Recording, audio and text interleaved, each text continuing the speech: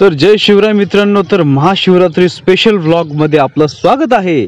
तर सर्वप्रथम मी संत गजानन महाराजांचं आता दर्शन केलं। त्यानंतर आता गावामध्ये पोरं जमले होते आणि मी आता महादेवाचं दर्शन करायला निघालो। तर जाताना आता माझा चुलत भाऊ म्हणाला की आपण चहा घेऊ, तर एक चहाचा प्याला घेतला। त्यानंतर चला आता महादेव संस्थान आमच्या गावातील प्रसिद्ध जुनं मंदिर इथं आलो। इथं 100ची पावती फाडली वर्गणी देणगीसाठी।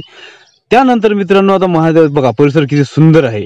झाडं इथं वटवृक्ष आणि त्यानंतर पिंपळाची झाडं आहेत बघा। मंदिर किती पुरातन आहे, जवळपास 100 वर्षा अगोदरचं मंदिर आहे। त्यानंतर इथं गर्दी खूप प्रमाणात वाढली होती, महिलांनी खूप गर्दी केली होती। मित्रांनो एक एक करून आम्ही मंदिरामध्ये आलो आणि इथं महादेवाला अभिषेक केला आणि पूजा केली। महादेवाला बेलफूल वाहिली आणि जल अर्पण केलं।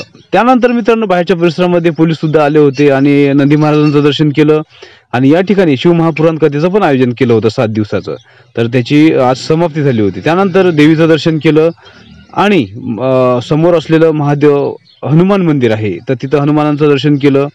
आणि आमच्या गावातील प्रसिद्ध वैरागी मूर्ती संत तुकाराम महाराजांचं मंदिर आहे, या ठिकाणी समाधी स्थळ आहे, तिथं समाधी स्थळावर जाऊन महाराजांचं दर्शन केलं।